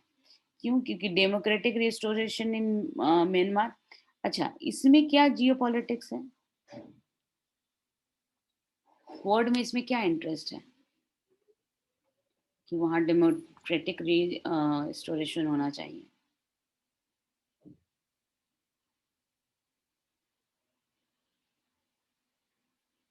कुछ नहीं, हम थोड़ा सा व्यू दे रहे हैं। क्या है कि हम क्या बोले कि मेन, हाँ सना बोलो कुछ, बोल रही हो सना? मैम शायद वहाँ पे वो जो हाँ, वो जो माइनॉरिटीज को लेकर कुछ था इसीलिए माइनॉरिटीज वाला यहाँ पे म्यांमार में। नहीं, वो तो नहीं है सना। हाँ, पूजा बोलो। मैम ये म्यांमार पर यूएस सैंक्शन लगा रहा है तो म्यांमार का चाइना के साथ बॉन्डिंग और ज्यादा स्ट्रांग हो रहा है। अभी हाँ स्ट्रांग हो रहा है, वो तो एक सही है। और एक है, वहाँ डेमोक्रेसी आना चाहिए। क्यों? क्योंकि अगर डेमोक्रेसी नहीं आएगा तो हाँ, अननेसेसरी, जैसे कि यूएस उस पर सैंक्शंस लगाया, तो म्यांमार क्या है वहाँ, वो जो उसका मिलिट्री है तत्मादा, वो किसकी तरफ देख रहा है? वो चाइना की तरफ दे रहा है। चाइना को एक मौका मिल गया है कि हम यूएस के, मतलब यूएस क्योंकि लगा रहा है, मतलब वेस्टर्न कंट्रीज उसको क्रिटिसाइज करे, तो हम इसका हेल्प करेंगे, तो ये मेरे को वहाँ पे अपना जो भी है इन्वेस्टमेंट करने देगा, वहाँ प्रोजेक्ट्स देगा, वहाँ पे मेरा जो मतलब अपना फुटप्रिंट्स बढ़ाना चाह रहा है, मतलब वहाँ पे वो अपना जो भी है मतलब धीरे-धीरे देखा जाए तो उस पे इन्फ्लुएंस बढ़ाना चाह रहा है उसका टेरिटरी पे। तो ये क्या है, तो इससे क्या है, तो क्वाड का ये मोटिव है, एंटी चाइना है, उस मतलब उसका क्या है, क्वाड एक चाइना को काउंटर करने के लिए ऑर्गेनाइजेशन है। तो ये बोल रहे हैं कि म्यांमार में अगर रिस्टोर होगा तो उससे चाइना का जो फुटप्रिंट्स बढ़ेगा वो रिस्ट्रिक्ट होगा। तो इसी को लेकर के ये क्वाड का जो नया 2 एलिमेंट जोड़े हैं, रूल ऑफ लॉ होना चाहिए, डेमोक्रेटिक रिस्टोरेशन ऑफ म्यांमार। फिर उसके बाद ये भी है कि जैसे क्वाड बहुत टाइम क्या हुआ कि मतलब देखा जाए तो कोमा में चला गया, क्वाड बहुत पहले बना था। लेकिन जैसे कि 2017 7 में ही बना था, लेकिन वो उतना इन्फ्लुएंशियल नहीं था। ओबामा के टाइम में थोड़ा-सा जो एक आइडिया था पाइवोट ऑफ एशिया, वो आया। फिर इंडो पैसिफिक जो एक रीजन है, जो कि साउथ चाइना सी को लेकर के था, वो सारा पे मतलब एक्टिव हुआ। और ट्रम्प के टाइम में तो बहुत ज़्यादा मतलब क्वाड क्वाड ही था। और देखा जाए तो इसमें जो यूपीए गवर्नमेंट थे वो भी बहुत डरती थी डायरेक्टली चाइना को काउंटर करने के लिए। और ये भी कि डायरेक्टली हम अमेरिका के टाइज़ मतलब एकदम क्लियर कट अमेरिका से टाइज़ बहुत ज़्यादा नहीं बढ़ाएँगे, क्योंकि इससे मेरे को रशिया से प्रॉब्लम हो जाएगा। रशिया जो हमेशा से दोस्त रहा है वो मेरे अगेंस्ट हो जाएगा, बगल में चाइना है। तो इसलिए बहुत हार्डली मतलब अमेरिका के साथ उसका जो टाइज़ था वो स्ट्रेंथनिंग नहीं की थी। लेकिन जो ये नरेंद्र मोदी गवर्नमेंट आई है, ये सारा हेजिटेशन को हटा के डायरेक्टली जो यूएस के साथ रिलेशंस अच्छा की। और फिर उसके बाद क्यों? क्योंकि उस वो चाइनाज़ का जो स्ट्रैटेजिक जो भी बढ़ रहा है इन्फ्लुएंस इधर, तो उसको काउंटर करने के लिए। तो पढ़ना बाकी। अच्छा, एक वीके सिंह है जो एक स्टेटमेंट दिए हैं एलएसी पे। तो इसमें चाइना बोला है कि ये अनविटिंग कन्फेशन है। तो वो क्या किए, जनरल वीके सिंह है, ये रिटायर्ड मिलिट्री ये भी है। और ये यूनियन मिनिस्टर ऑफ स्टेट है और पहले आर्मी जनरल मतलब रिटायर्ड फॉर्मर आर्मी जनरल रहे हैं। तो ये क्या बोले, ये बोले कि जो मतलब बॉर्डर है वो कभी भी, जो एलएसी जो है वो कभी भी डिमार्केट नहीं किया गया, मतलब उसको बनाया नहीं गया। और चाइना नहीं है जो एलएसी क्रॉस करता है, ठीक है। ये मतलब वो अपना परसेप्शन तक आता है कि इतना दूर मेरा है। ये इंडिया है जो कि, और इंडिया भी वही करता है, उसका जो परसेप्शन है कि कहाँ यहाँ तक मेरा है, वो वहाँ तक जाता है। तो इसीलिए डिमार्केट दोनों ने किया है, दोनों का अपना-अपना परसेप्शन है कि इतना दूर मेरा एरिया मेरा है और इतना दूर मेरा है। तो इसीलिए बोला जा र वो ये बात बोले हैं कि अगर चाइना इंडिया का पार्ट में 10 बार आया है तो इंडिया चाइना का पार्ट में एटलीस्ट 50 टाइम्स गया है। तो वही वहाँ का जो चाइनीज़ फॉरेन मिनिस्ट्री है, ये स्टेटमेंट को बहुत कन्फर्मिंग वे में बोली है कि जो इंडिया ही है वो फ्रीक्वेंट ट्रेसपास करता है चाइना मतलब बॉर्डर पे। तो और इसको अपना मीडिया में भी दिखाई है। तो ये बोला है कि मतलब ये बहुत सालों से इंडिया ही ट्रेसपास कर रहा है बॉर्डर एरिया को, और चाइनीज़ टेरिटरी को कॉन्स्टेंटली जो डिस्प्यूट क्रिएट कर रहा है, फ्रिक्शंस क्रिएट कर रहा है। और रूट कॉज़ जो टेंशन का जो चाइना इंडिया बॉर्डर का था, वो इंडिया ही इनिशिएट किया था, ऐसा ये बोले हैं। और इवन जो प्राइम मिनिस्टर नरेंद्र मोदी पिछले साल जो कमेंट किए थे कि नोबडी हैज़ इंट्रूडेड, तो ये वही जस्टिफाई किया था पीएलए कि हाँ, ये सही बात है। तो आया है, पढ़ लेना बस एक न्यूज़ के लिए।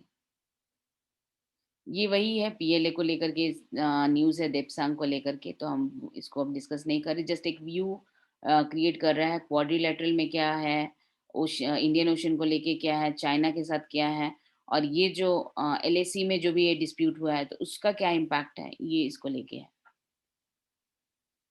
इसको पढ़ना खुद से। आगे, इंडियंस को अभी क्या है, इमिग्रेशन बिल यूएस में फिर से उसको लाए हैं, इमिग्रेशन बिल इंट्रोड्यूस किए हैं कांग्रेस में। तो इसमें क्या किए हैं कि पहले जो एक कैप लगा दिया गया था कि हाँ इतना परसेंट को ही मिलेगा एम्प्लॉयमेंट बेस्ड ग्रीन कार्ड्स। तो ये सारे को अभी फिर से मतलब बिल में प्रपोज किए हैं कि जो भी मतलब इस बिल में क्या है, यूएस सिटीजनशिप एक्ट ऑफ 2021, इसमें ये है कि 11 मिलियन अनडॉक्यूमेंटेड वर्कर्स, ठीक है, और जो प्री कंट्री कोटा जो भी कि इस कंट्री से इतना लेंगे, उस कंट्री से इतना लेंगे, ये सबको हटा दिया गया है। मतलब उसको खत्म कर दिया गया है। और जो भी 1B फॉरेन वर्कर्स जो भी रहे हैं, ऑथराइजेशन जो उनको मिल के आया हुआ है, उन लोगों को ग्रीन कार्ड दिया जाएगा। मतलब कि वहाँ का सिटीजनशिप दिया जाएगा फॉरेन नेशनल्स को। तो इसमें बोला जा रहा है इंडिया का जो आईटी प्रोफेशनल्स है उसको बहुत फ़ायदा होता है, क्योंकि हम लोग ये पढ़े थे बहुत पहले कि जितने भी आईटी प्रोफेशनल्स बाकी कंट्री से जाते हैं, इंडिया का सबसे ज़्यादा जाता है। और यहाँ के लोग का अगर कोटा ये कर दे कि इतने परसेंट ही आएँगे, तो फिर प्रॉब्लम हो जाएगा। क्यों यहाँ के बहुत लोग जो वहाँ जाते हैं, उनके लिए प्रॉब्लमेटिक है। तो अभी ये लॉ ला रही है, मतलब इंट्रोड्यूस की है बिल, तो ये इंडिया को उसमें फ़ायदा है। वरना ये एक अलग ही केस है। ये एक शबनम है जो अमरोहा यूपी में है। तो इसको क्या है ना कि इसका जो एक ये एक मर्सी पिटीशन दी है, मतलब ये नहीं दी है, इसका बेटा दिया है, जो 12 साल का बेटा है। वो रामनाथ को, मतलब प्रेसिडेंट को मर्सी पिटीशन दिया। तो इसका स्टोरी क्या है? हाँ, और अगर ये इसको अगर मतलब इसको फांसी का सजा हुआ है शबनम को। तो अगर इसको फांसी होता है, अगर एग्जीक्यूट होती है, मतलब फांसी अगर होता है, तो इंडिपेंडेंट इंडिया की ये पहली वुमेन होगी जिसको मतलब क्राइम के लिए फांसी दिया जाएगा, अगर इसको फांसी होता है तो। और इंडिया में एक ही जेल है जहाँ पे वुमेन को फांसी दिया जाता है, जो कि मथुरा में है, और कहीं भी नहीं दिया जाता है। मतलब दिया गया ही नहीं है, लेकिन इंडिया में अगर किसी वुमेन को अगर फांसी, किसी भी कंट्री का किसी भी पार्ट में अगर फांसी का सजा सुनाया जाएगा, तो उसको फांसी मथुरा में ही होगा। एक ही जेल है। तो यहाँ पे जो एक मतलब वो फिर मथुरा जेल गया है, तो इसलिए वो भी न्यूज़ आया कि मथुरा जेल जाके देखा है कि हाँ, ये एक है पवन कुमार जो कि दिल्ली गैंग रेप केस में था, तो वो गया है कि मथुरा जेल में जो हैंग करने का जो प्लेस है, वो एग्जीक्यूशन सेल जिसको बोलेंगे, वो सही मतलब काम कर रहा है कि नहीं। तो ये शबनम का केस बताते हैं। ये शबनम क्या है ना कि ये अपने जो पार्टनर है, मतलब लवर ही बोलेंगे, उस समय तो शादी हुआ नहीं था, और फिर उन लोगों का अफेयर ही था। सलीम उसके साथ मिलके अपने 7 फैमिली मेंबर्स को, मतलब पहले तो उसको उन लोगों को सेडेटिव दी, मतलब बेहोश की, और फिर उसके बाद उन लोगों को उसका जो लवर है वो आकर के उन लोगों को मतलब आरी से उन लोगों का गला काट के वो किया। मतलब इसमें बहुत लोग, उसका कज़न भी है, एक 10 महीना की उनका छोटा बच्चा भी था, मतलब बेटा था, उसको, मतलब ये सारे लोग को ये मतलब मार दिया गया था। मतलब ये लोग दोनों मिलके मार दिए थे। तो पहले तो दोनों एक जैसे ही मतलब 5 दिन बाद जब पकड़े गए तो बोले कि कोई और आया था। फिर उसके बाद एक-दूसरे पे आरोप लगाने लगे कि ये बुलाई थी, वो बोली कि नहीं हम कुछ नहीं किए, ये आकर के मेरे को धमकाया और फिर मेरे बाकी लोगों को, फैमिली मेंबर्स को मार दिया। ये सब केस हुआ, लेकिन प्रूफ हो गया कि ये दोनों मिलके किए हैं। तो अब वो हुआ क्या कि वो मर्सी पिटीशन दी पहले कि मतलब वुमेन है, और जब वो दोनों मिले, मतलब दोनों जब मिले तो वो ऑलरेडी 7 मंथ्स प्रेग्नेंट थी। तो फिर उस समय उसको एग्जीक्यूशन नहीं दिया गया, लेकिन फांसी का सज़ा वो जो ट्रायल कोर्ट है वो भी दे दी, फिर इलाहाबाद हाई कोर्ट भी अपहेल्ड कर दी कि हाँ मतलब फांसी का सज़ा को, और फिर सुप्रीम कोर्ट भी। तो ये मई 2015 में ही ये सारा कुछ हो गया था। फिर लेकिन उसका जो बच्चा हुआ तो वो इस ये पे मर्सी पिटीशन दी कि बच्चा बहुत छोटा है और उसके लिए देने के लिए, तो मर्सी पिटीशन उसका ऑल द टाइम रिजेक्ट हो गया। फिर मतलब उसका मर्सी पिटीशन नहीं हुआ। 2 बार रिजेक्ट हो गया। पहले के प्रेसिडेंट थे वो भी किए थे, और फिर उसके बाद पहले तो गवर्नर किए और फिर मर्सी पिटीशन, फिर जब प्रेसिडेंट प्रणब मुखर्जी के पास गया तो वो भी मर्सी पिटीशन रिजेक्ट कर दी। और जो सुप्रीम कोर्ट है वो अपहेल्ड की थी डेथ सेंटेंस। तो अभी उसी का बेटा अभी दिया है, तो अभी देखते हैं आगे न्यूज़ आएगा ही। तो यही था न्यूज़। अच्छा एक बात बताओ कि अगर जो पॉलिटी पढ़ा है उसी से पूछ ले रहे हैं। सर ये पढ़ाएंगे लेकिन फिर भी जब आया है तो हम पूछ रहे हैं। अच्छा एक बात बताओ, जैसे ट्रायल कोर्ट फांसी का सजा सुना दी, ठीक है, तो क्या उसको फांसी हो जाएगा? अगर वो कहीं अपील नहीं किया तो क्या उसको फांसी हो जाएगा? जैसे हम अपील करेंगे हाई कोर्ट में तब ना हाई कोर्ट भी बोलेगी हाँ इसको फांसी हो जाना चाहिए। लेकिन सपोज हम कोई क्राइम किया और मेरे को फांसी का सजा ट्रायल कोर्ट दे दिया, ठीक है, तो क्या फिर हम बोले कि ठीक है चलो दे दिया, वैसे भी हमको ठीक है फांसी दे दी, हम नहीं अपील करेंगे हाई कोर्ट, तो क्या उसको मतलब मेरे को फांसी हो जाएगा?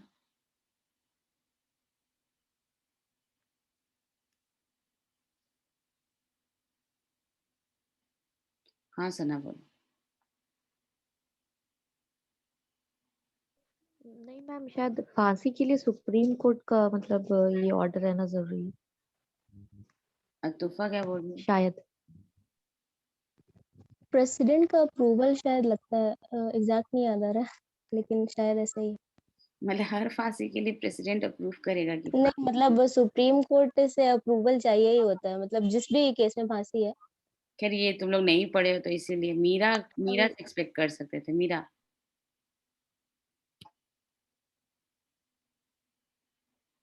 मीरा शायद नहीं है। अच्छा ठीक है, हम बात कर ले रहे। खैर ये टॉपिक नहीं था, इसमें आया था तो हम जस्ट पूछ ले रहे। ये सर पॉलिटी में बहुत अच्छे से पढ़ाएंगे। सर कुछ बोल रहे हैं क्या? ये लोग को पढ़ा चुके हैं। अच्छा हाँ, तो सर तो बोल ही दिए पढ़ा चुके हैं। अच्छा हम फिर से हम बोल रहे हैं कि फांसी का सजा के लिए ट्रायल कोर्ट अगर फांसी दे भी देती है और हम अपील आगे नहीं भी करते, तो जब तक हाई कोर्ट ना बोले, मतलब हाई कोर्ट का वो ज़रूरी है वो बोले कि हाँ फांसी होगा तो ही होगा। अगर नहीं बोलता है, अगर हाई कोर्ट नहीं बोलता है, तो जब तक नहीं बोलता है फांसी नहीं, भले उसके बाद अपील कहीं पे भी जाए, लेकिन हाई कोर्ट अगर बोल दे कि हाँ फांसी होना चाहिए तो ही फांसी होगा, नहीं तो फांसी नहीं होगा। मतलब हाई कोर्ट को बोलना पड़ेगा, ठीक है। जैसे ये आया था न्यूज़ इसीलिए हम याद दिला दिए। ओके आगे एक है हमें एक जुवेनाइल जस्टिस एक्ट है, तो उसका उसमें अमेंडमेंट हुआ है, तो उसका मतलब क्या है? तो जुवेनाइल जस्टिस एक्ट 2015 में आया। तो ये जुवेनाइल जस्टिस एक्ट जो आया, ये juvenile justice care and protection of children act, तो ये 2015 में, जिसमें कि जो रिप्लेस किया गया है जुवेनाइल डिलिक्वेंसी लॉ और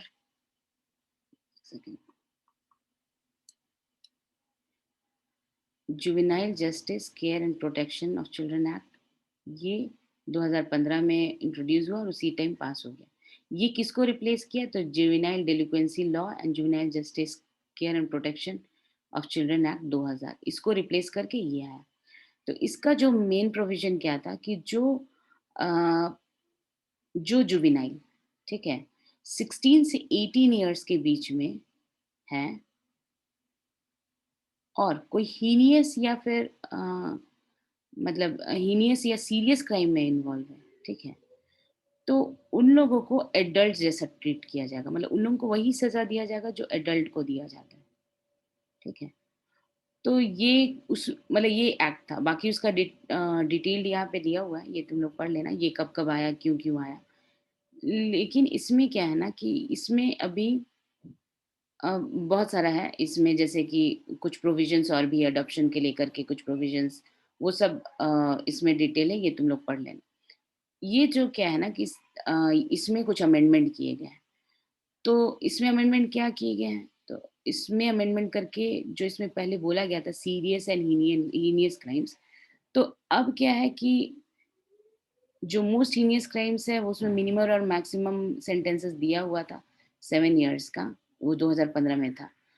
तो इसमें क्या ना हीनियस और जो सीरियस क्राइम्स है ना, इसको अलग अलग मतलब डिफाइन नहीं किया गया था कि कौन सा सीरियस क्राइम्स है, कौन है हीनियस क्राइम।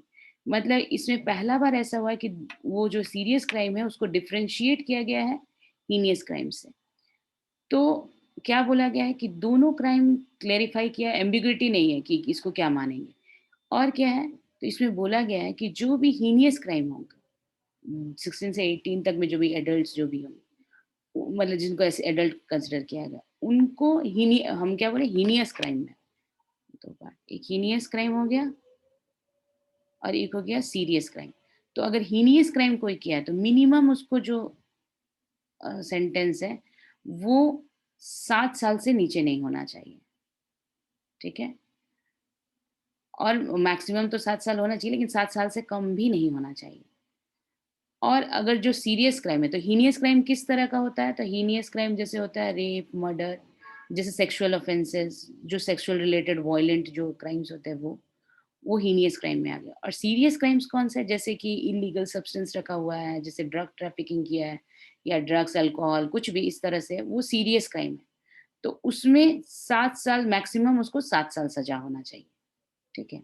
तो ये दिया हुआ है। फिर ये भी दिया हुआ है कि जो एक और एक्सपैंड किया हुआ है, जो जैसे कि women and child development minister Smriti Irani जो है, वो अनाउंस की है कि जो डिस्ट्रिक्ट डीएम और एडिशनल डीएम, इन लोगों को मतलब इन लोगों का रिस्पॉन्सिबिलिटी है कि इन लोग जो जुवेनाइल जस्टिस एक्ट है, हर एक डिस्ट्रिक्ट में जो एजेंसीज है उनको मॉनिटर करे। जैसे क्या है, चाइल्ड वेलफेयर कमिटीज है, जुवेनाइल जस्टिस बोर्ड है, district children child protection units है, फिर स्पेशल जुवेनाइल प्रोटेक्शन यूनिट्स है। इन लोगों को मॉनिटर करे। क्यों? क्योंकि कुछ रिपोर्ट आया हुआ था। कौन लाया था? National commission for protection of child rights, यहाँ पे है।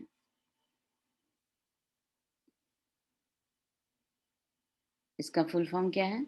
National commission for protection of child rights.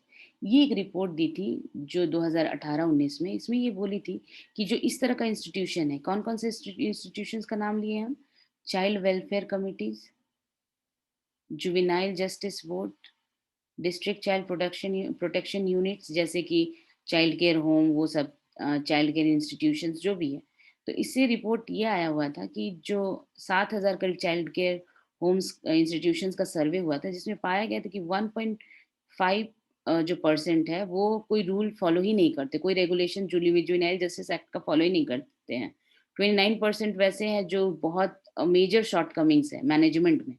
फिर ऊपर से ये मतलब ये भी पाया गया कि not a single child care institution, मतलब 100% कंप्लायंट कोई भी नहीं मिला जुवेनाइल जस्टिस एक्ट का। तो ये सब जो चाइल्ड केयर इंस्टीट्यूशंस हैं, जो गवर्नमेंट रन है, फिर गवर्नमेंट एडेड है या प्राइवेटली रन भी है, तो जो प्राइवेट फॉरेन फंडिंग जो भी है, जिस तरह का भी है, तो इन लोगों को डीएम और असिस्टेंट डीएम को मॉनिटर करना है, इंश्योर करना है कि इस तरह का जो भी नॉर्म्स है उन लोग प्रोसीजर फॉलो करें, नॉर्म्स फॉलो करें, ताकि इस तरह का नेग्लिजेंसी ना हो।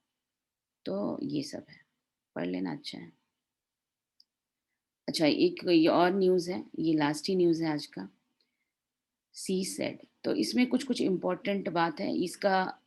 ये जो आया था हैशटैग मीटू, तो कोई बताएगा हैशटैग मीटू क्यों आया था? मतलब ये क्या है हैशटैग मीटू?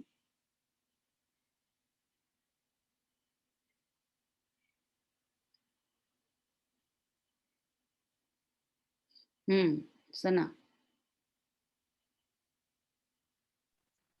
मैम वो फीमेल्स लोग सारा ये निकाली थी कि जो भी मेल्स उनको सेक्सुअली हरास या इस टाइप का कुछ भी उनके साथ कभी हुआ है तो वो मेल्स का नाम ले लेके उनको मतलब हम्म, सोशल मीडिया पे हाँ, वो उनका नाम।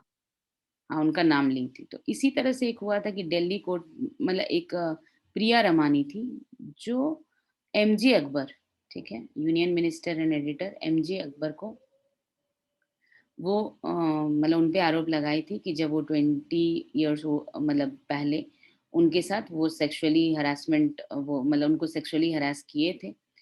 तो इसमें क्या हुआ था ना कि जो एमजे अकबर है वो उल्टा इस पे केस किए थे कि ये डिफेमेशन की है, और डिफेमेशन का केस चलाए थे, ठीक है। तो इसमें जो हैशटैग मी टू है, इसमें क्या है ना कि एक पेट्रियार्कल जो पावर है, मतलब विमेन बाहर आ करके जो एक अपना जो चुप्पी है वो तोड़ी थी। और इसमें जो इनविजिबल, जो दिखता नहीं है वर्ल्ड वाइड, वो दिखता नहीं है कि हाँ, सब चीज़ अच्छा-अच्छा दिखता है। तो वो सब सामने आकर के ये बोलना कि हाँ, ऐसा हुआ था।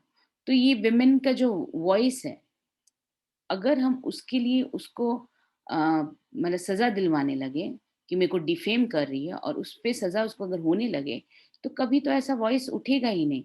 और फिर ये भी बोल रहे हैं मतलब यहाँ पे एक जज है, वो एक बोला मतलब रमानी का वर्ड को प्राइमेसी दिया। वो बोला कि रमानी ये बोली कि जो उसको ये प्रोटेक्शन है, विशाखा गाइडलाइंस है sexual harassment of women at workplace act 2013, तो उसमें ये बोला है कि जो भी वायलेंस फ्री, ठीक है, सेफ वर्कप्लेस उन लोगों को मिलना चाहिए, ठीक है, वो उसमें लिखा हुआ है। और ये विमेन का राइट है कि वो उसके अगर वायलेशन होता है तो उसके ऊपर आवाज उठाए और उसके ऊपर बोले, चाहे वो कितना दिन भी हो जाए। ठीक है, ऐसा नहीं है कि हाँ इतना दिन हो गया तो वो नहीं बोल सकती, वो बोले, टाइम उसमें मैटर नहीं करता। ये भी बोला जा रहा है कि विमेन को उस बात के लिए पनिश नहीं करना चाहिए कि वो अपना वॉइस रेज की अगेंस्ट सेक्स अब्यूज, ठीक है। इस मतलब इस बात पे कि ये जो कंप्लेन है डिफेम कर रहा है या किसी का रेपुटेशन खराब कर रहा है, ठीक है, तो बोला ये जा रहा है किसी का भी रेपुटेशन को प्रोटेक्ट करने के लिए, किसी का भी right and liberty, right to life and dignity of मतलब गारंटी जो दिया गया under article 21 of the constitution, उसके कॉस्ट पे किसी का डिफेमेशन डिपेंड नहीं होना चाहिए। मतलब कि अगर जैसे हम आरोप लगा रहे हैं तो अरे ये डिफेम हो रहा है, भले तुम्हारे लाइफ टू पर्सनल लिबर्टी और डिग्निटी से जो रहने का तुमको अधिकार दिया गया है कॉन्स्टिट्यूशन, वो भले कॉम्प्रोमाइज हो जाए। तो वही वो बोला है कि मतलब इसमें यही बोल मतलब बात उठा है कि ऐसा नहीं होना चाहिए कि अगर वो डिफेम कर रही है तो उसका रेप्यूटेशन और किसी का guarantee to life and liberty, वो दोनों कंपैरेबल नहीं है, ठीक है। तो ये यहाँ पे ये है। अच्छा, ये बात लिखा हुआ है, a woman cannot be punished for raising voice against sex abuse on pretext of criminal complaint of defamation as a right of reputation, मतलब उसका रेप्यूटेशन का राइट है, can not be protected at the cost, मतलब उस cost पे नहीं, right to life and dignity as guaranteed under article of the 21 of the constitution. तो वही बोला गया कि जो वर्ल्ड वाइड जो मी टू मूवमेंट चला, इसमें बहुत सारा पैट्रिक मतलब ये हुआ आया सामने कि बहुत लोग सही है, पावरफुल जो मेन है उन लोगों का कन्विक्शन हुआ है, जैसे कि ये जो प्रोड्यूसर है, film producer Harvey Weinstein, comedian Bill Cosby, ये लैरी नैसर जो जिम्नास्टिक कोच था, ये सबको हुआ है। लेकिन ये जो इंडिया में जो इस तरह का स्टांस लिया जा रहा है कि डिफेम कर रहा है इसीलिए उस पे ही केस हो रहा है, तो ये सही मतलब नहीं है। और ये तो फिर होगा कि मतलब हमेशा के लिए वो मतलब आवाज को दबाने वाला हो गया।